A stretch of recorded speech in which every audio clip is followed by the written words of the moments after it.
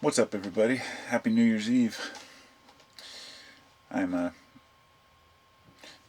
here to talk about men and women and the differences between us. But very briefly, though, I get a lot of grief for my lack of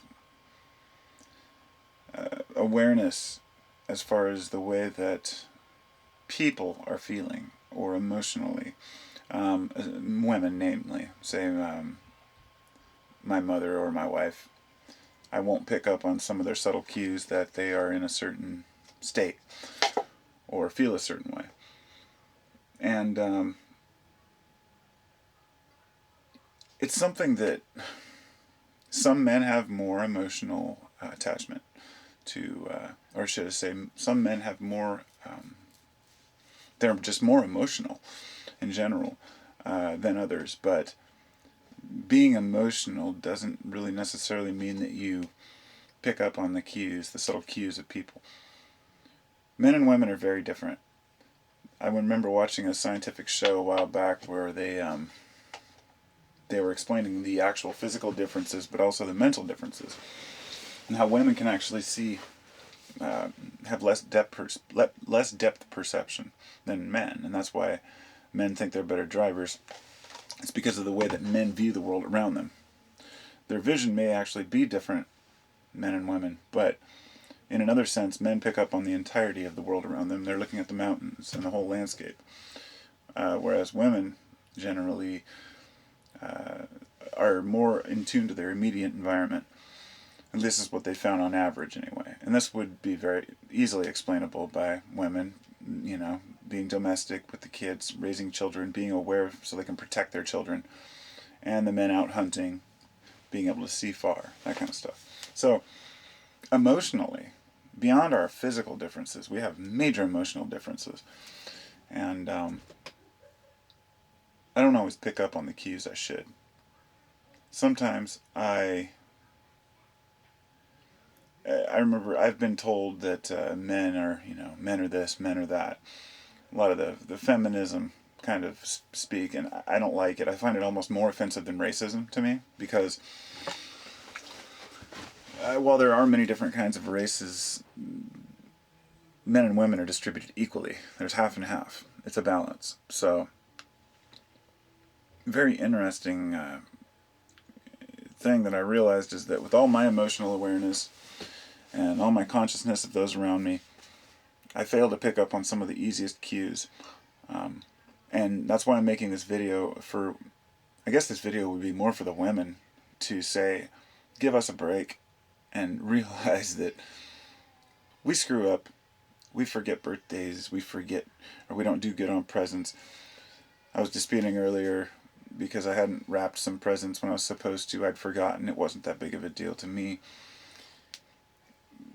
But small things are really important to women.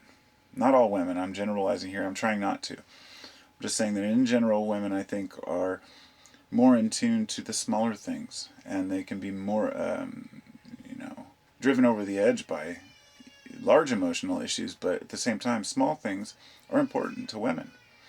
The little things, like being told you look pretty is one thing, but being told that, well, I'll try not to throw any examples out there, I guess. You know what I'm saying. I think all of you know where I'm coming from on this. And that as aware as I am of people and myself and psychology and understanding how people work, I still can't make it work. I still can't make myself as a man be completely capable of catering to a woman's needs, not just in the sense of a relationship, but just women in general. And I try to do pretty well with my discussions with women, and realize that that they are different emotionally. This is a very touchy subject with a lot of people, because there was such a movement towards the women's movement, the feminism, and moving towards equality. And then in the end, we realized that yes, we should have equality in certain ways, but it doesn't mean that we're equal in every way. And just because it's unequal, that's not a negative thing. I'm not saying that one's higher or lower in the sense of numbers. We're talking equal as being the same. So this equality is thrown off balance by little things like emotional things. This is why women in the military are such a big issue, because when men say that women will react, they may react slower, they may be more reluctant to kill someone, that kind of stuff. Now, of course, we know that's not totally true at all. But instinctually, women may have more of a compassionate attitude than men. And since women tend to make better, I think on average, this is speculating, but I'd say that women make better parents as single parents than men. And this is not true in every case. I know horrible mothers. But the men do also have an attachment to their kids. Oxytocin, the attraction between the mother and the baby, is the same in men. Males also have this. And so what I'm saying in conclusion here is that please realize that both sexes have their pluses and their minuses, or should I say their different attributes. I don't want to put it in the negative. And these things are important. Men may not be completely compassionate when they need to be. They may not get the things they need done or organized or think through the family events the way that we should.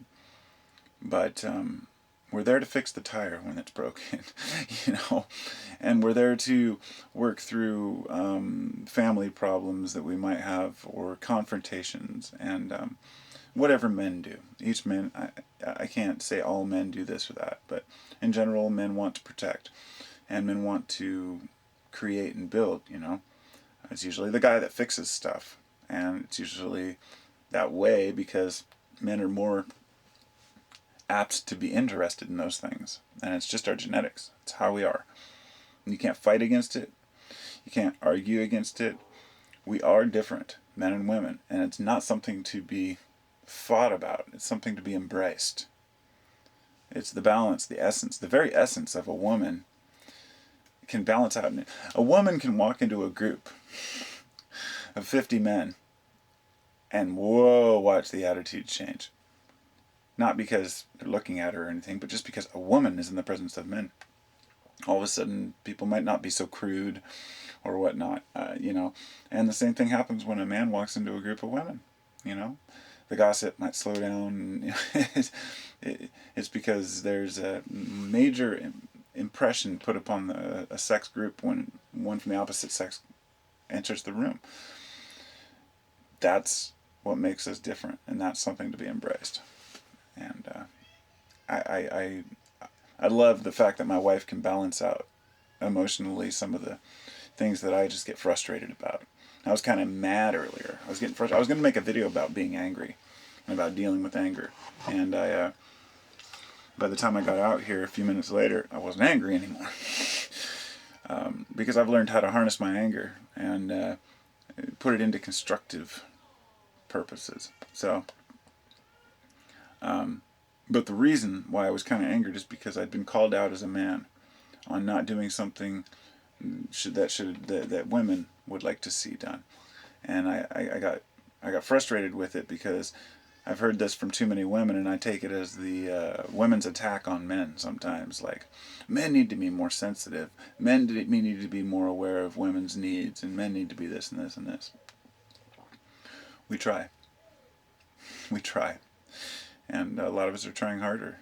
But you got to give us a little bit of leeway on that one because, unfortunately, it hasn't been that long since we realized who we really were, that we're all one. And in the 50s, we had a completely different view of men and women. And in a lot of parts of the world, it's still that way. So, peace and love to everybody, men and women. And unite. Unite.